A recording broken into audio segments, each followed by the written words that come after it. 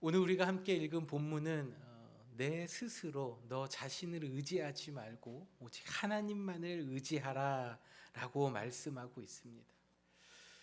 우리의 지혜를 의지하지 말고 하나님을 의지하면 하나님께서 우리의 걸음을 인도하여 주신다 라고 말씀하고 있는데, 여기서 인도한다, 지도한다라는 원어의 의미를 보면 바르게 하다, 평탄하게 하다, 그리고 번영하게 하다라는 의미를 가지고 있습니다. 우리가 우리의 스스로의 힘을 의지하지 않고 하나님만을 의지하고 살 때에 하나님께서는 우리의 길을 바르게 하십니다. 하나님께서는 여러분의 길을 바르게 하시고 또 평탄하게 하시고 여러분의 삶의 모든 장애물을 다 제거해 주시고 번영하게 하실 줄 믿습니다. 우리는 이 하나님의 말씀을 믿어야 합니다. 어떻게 하나님을 신뢰하고 하나님을 인정함으로 우리의 삶에 주시는 하나님의 은혜 가운데 살아갈 수 있을까요? 먼저 우리는 하나님 앞에서 나의 약함을 인정해야 합니다. 내가 얼마나 연약한 존재이고 내가 얼마나 힘이 없는 존재인지 하나님 앞에 인정할 때에 우리는 하나님의 나 스스로를 의지하는 것이 아니라 하나님을 의지하는 삶을 살 수 있기 때문입니다. 3000년이라는 시간이 흐른 지금까지도 이스라엘 사람들의 존경을 받고 아직도 이와 같은 왕이 나오기를 기다리는 이스라엘 사람들, 그 사람들이 가장 사랑했던 왕, 그리고 지금도 기다리는 왕 다윗이라는 사람이 있습니다. 그러나 다윗은 왕이 될 만한 사람이 아니었습니다. 어찌 보면 왕이 될 자격이 없는 사람이었다라고도 말씀드릴 수 있을 것 같습니다. 다윗은 먼저 왕가의 가문이 아니었습니다.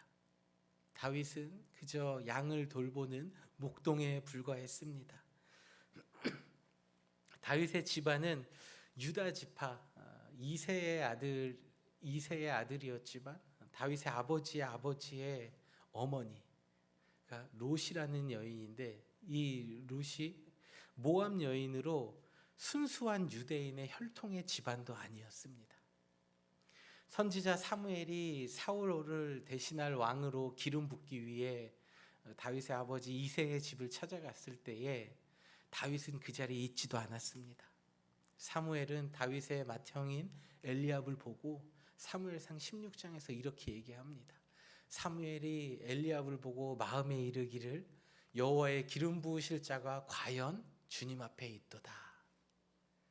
사무엘 선지자는 그의 맏형 엘리압을 보고 이 사람이 다음 왕의 제목이구나, 이 사람이 하나님이 준비하신 사람이구나 라고 마음에 들었습니다.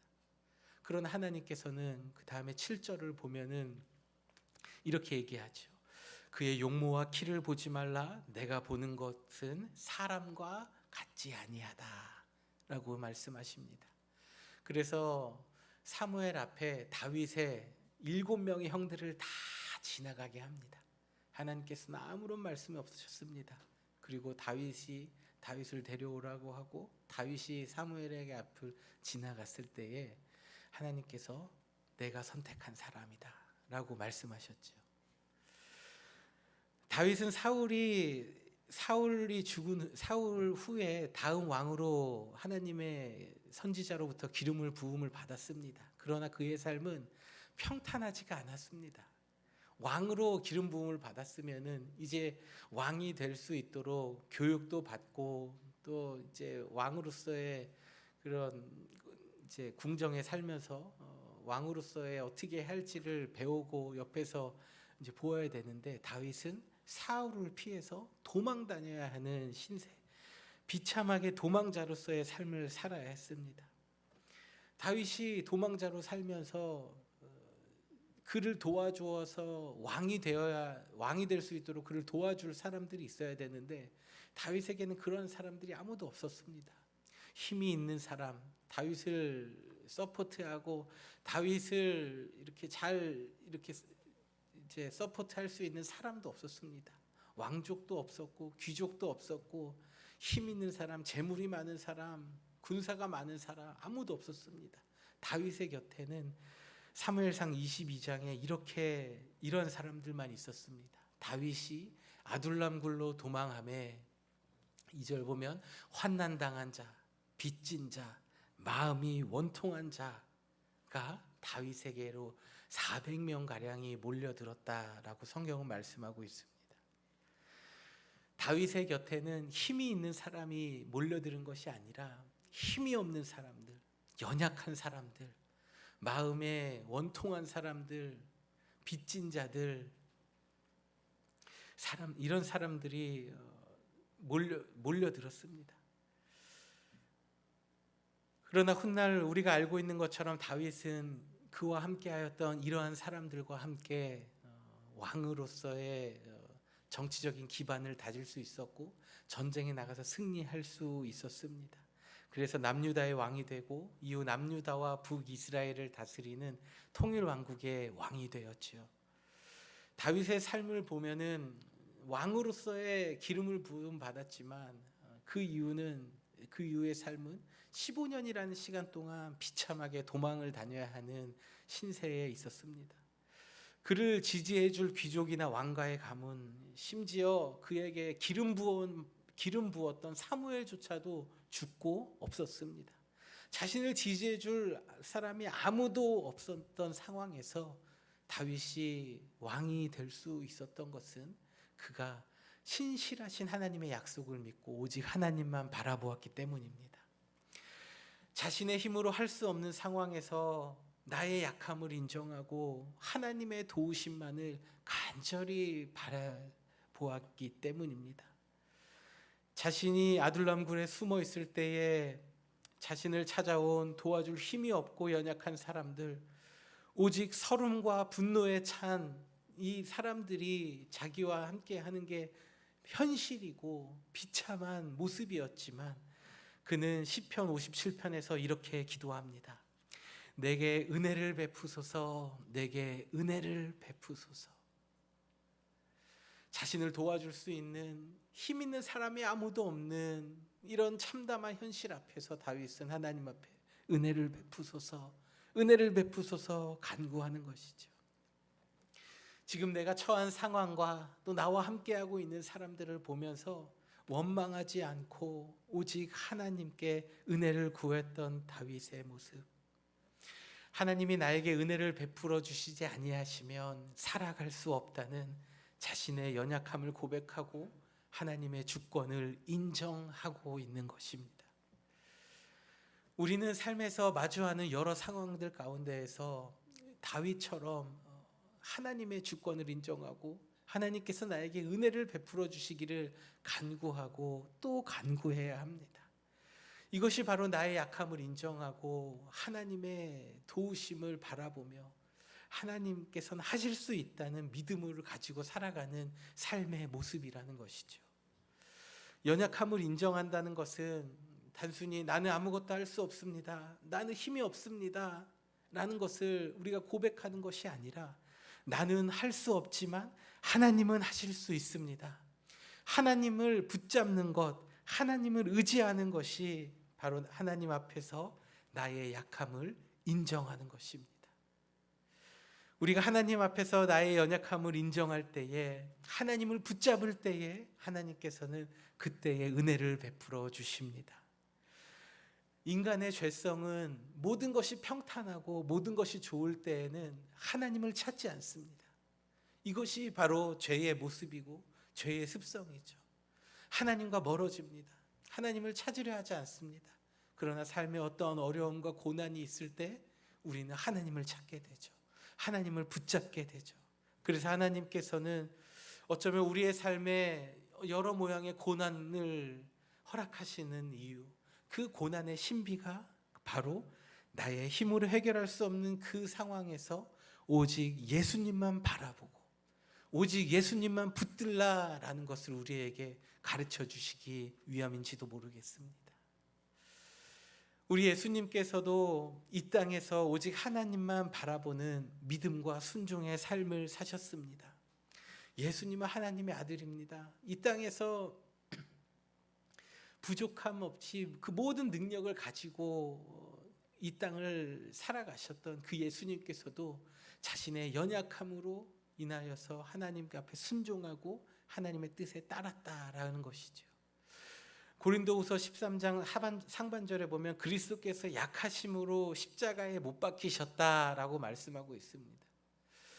예수님께서 약하심으로 십자가에 못 박히셨다. 이게 무슨 말씀입니까? 하나님의 아들이고 모든 능력과 권세를 가지신 그 예수님께서 약하셔서 힘이 없어서 십자가에 못 박히셨다니요. 이것이 무엇을 의미하는 것일까요? 예수님께서 이 땅에 오셨을 때 말씀으로서 태어날 때부터 걷지 못하는 사람 걷게 하셨습니다. 앞 못 보는 사람들, 맹인들을 고쳐주셨습니다. 물을 포도주로 바꾸는 기적도 보여주셨죠. 물 위를 걸으시는 이적들을 보여주셨습니다. 예수님께서 보여주신 그 수많은 이적들, 능력이 없으면 할 수가 없는 일이죠. 우리 예수님은 힘이 있으신 분이십니다. 우리 예수님은 결코 능력이 없으셔서 사람들의 손에 붙잡혀서 십자가에서 죽으시지 않으셨습니다. 예수님께서 잡히시던 그날 밤에도, 그날 새벽에도 예수님을 잡으러 온 대제사장의 무리가 몰려왔습니다. 그때 제자들이 예수님의 앞을 막아서며 못 잡아가게 보호합니다.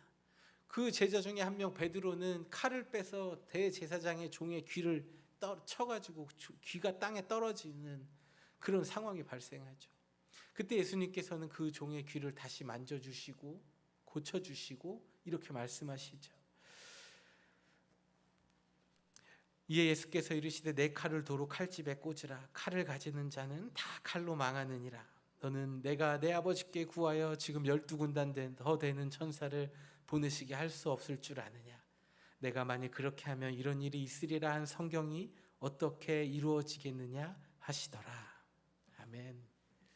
우리 예수님께서는 자신을 잡으러 온 사람들을 즉시 물리치실 수 있었으나 하나님의 뜻을 이루시기 위하여 순순히 자신을 잡으러 온 사람들의 손에 붙잡히셨습니다. 그리고 십자가에 다 친히 달리셨죠. 마태복음 20장 29절에서 나는 많은 사람의 죄값을 치르기 위해 내 생명마저 주려고 왔다라고 말씀하신 것처럼 예수님께서 십자가에 죽으셔야지, 십자가에서 죽으셔야지만이 우리의 모든 인류의 죄를 대속해 주실 수 있기 때문에 예수님은 스스로 약한 자리에 약함으로 십자가에 달려 죽으신 것입니다. 우리는 여기서 예수님의 겸손과 순종을 볼 수 있는 것이죠. 예수님께서 하나님의 아들로서 가지고 계신 능력과 권위를 다 내려놓으시고 포기하시고 오직 하나님의 뜻에 복종하고 순종하신 것처럼 우리는 내가 가지고 있는 것, 내가 의지하고 있는 것을 붙잡는 인생이 아니라 오직 하나님을 붙잡아야 할 줄 믿습니다. 오늘 본문에서도 말씀하시는 것이 바로 그러한 것입니다. 내 인생을 내가 살아가는 것 같고 내가 결정하고 내가 선택하고 살아가는 것 같지만 그러한 삶이 아니라 너의 명철을 의지하는 것이 아니라 오직 하나님만을 의지하라. 오직 하나님만을 의지하라 라고 말씀하는 것이죠. 하나님께서는 나의 약함을 인정하며 겸손히 하나님을 바라보는 자에게 은혜를 채워주십니다. 우리는 모두 다 연약한 존재들입니다. 우리는 어떠한 모습으로 또 어떠한 모양으로 삶의 어떤 부분에서 모두 다 연약함을 가지고 있어요. 우리의 연약함이 무엇인지 굳이 드러낼 필요는 없습니다. 그러나 우리가 먼저 하나님 앞에 나의 연약함을 가지고 하나님, 나는 이렇게 연약한 존재입니다. 하나님 붙들어 주시지 않으면 나는 살아갈 수 없는 존재입니다 라고 나의 약함을 고백할 때에 하나님께서는 여러분의 약함을 더 강함으로 바꾸어 주실 줄 믿으시길 바랍니다. 하나님께서는 사람을 지으실 때 완벽한 존재로 창조하지 않으셨습니다. 사람을 지으실 때 하나님 없이 살아갈 수 없는 존재로 지으셨어요. 그래서 우리 안에는, 사람에게는 늘 채워지지 않는, 채울 수 없는 그런 결핍이 있는데 그것은 오직 하나님으로만 채울 수 있다는 것이죠. 우리는 이 세상을 살면서 우리가 느끼는 그 공허함, 또 우리의 결핍을 다른 것들로 채우려고 할 때가 있습니다.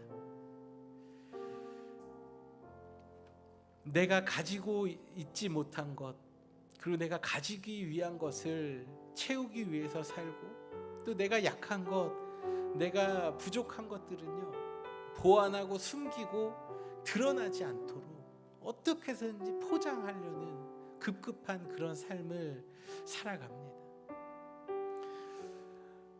오늘 저와 여러분이 함께 기억해야 할 이 하나님 말씀은, 하나님, 저는 아무것도 할 수 없습니다. 나의 약함을 고백하고 하나님의 도우심을 간구할 때에 하나님께서는 우리가 세상에서 얻지 못하는 그 기쁨과 은혜로 여러분의 삶을 채우실 것입니다. 사랑하는 성도 여러분, 여러분의 약함은 무엇입니까? 여러분이 가지고 있는 연약함은 무엇입니까? 나의 명철과 지혜를 의지하는 것이 아니라 오직 주님만을 의지하시길 바랍니다.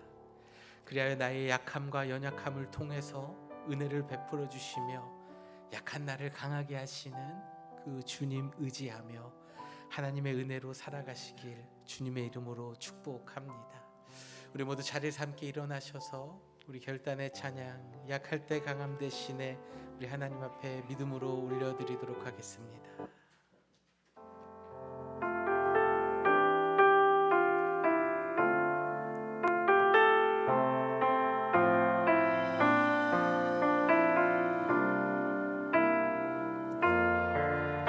약할 때 강함 대신에, 약할 때 강함 대신에 나의 보배가 되신 주 나의 모든 것, 주 안에 있는 보물을 나는 포기할 수 없네. 주 나의 모든 것, 예수 어린 양 존귀한 이름, 예수 어린 존귀한 이름. 십자가 죄사하셨네, 십자가 죄사하셨네. 주님의 힘 찬양, 주 나의 모든 것, 쓰러진 나를 세우고 나의 빈 잔을 채우는 주 나의 모든 것, 예수 어린 양 존귀한 이름, 예수 어린 양 존귀한, 우리의 능력이 되시는, 우리를 강하게 하시는 주님 찬양합시다. 예수 어린 양 존귀한 이름, 예수 어린 양 존귀한. 우리 오늘 주신 말씀을 가지고 하나님 앞에 함께 같이 기도하겠습니다. 아버지 하나님, 우리의 힘이 되신 하나님, 우리의 능력이 되시는 주님을 찬양합니다. 이 세상을 살아가는 동안 우리의 힘과 능력을 의지하는 삶이 아니라 오직 하나님만을 붙들고 하나님만을 의지하며 살아가는 저희들 되게 하여 주시옵소서. 예수님께서도 십자가의 연약함으로 친히 달리셔서 하늘 영광스러운 보좌에 올라가시고 죽음을 이기시고 부활하신 것처럼 우리도 하나님 앞에 우리의 연약함을 고백하며 우리에게 강함 되시는 하나님을 의지하며 믿음으로 이 땅을 살아가며 죽음을 이 권세를 이기신 주님 따라서 장차 우리 육신의 죽음을 이후에 하늘나라에 올라가는 다시 생명을 얻는 자들의 삶을 살 수 있도록 주님 인도하여 주시옵소서. 우리가 약할 때 강함 되시는 주님, 우리의 연약함을 주님 앞에 고백하며 강한 삶을 살아가며 주님 인도하여 주시옵소서.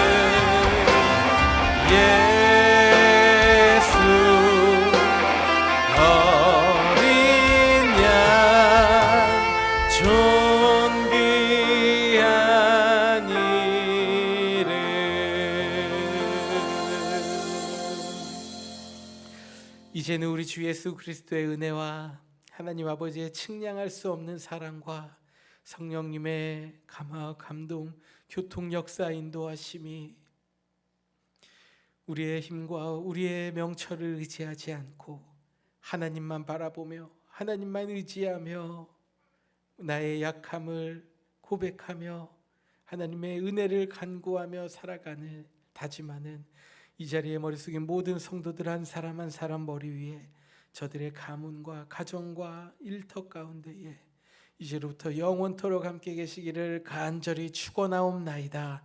아멘.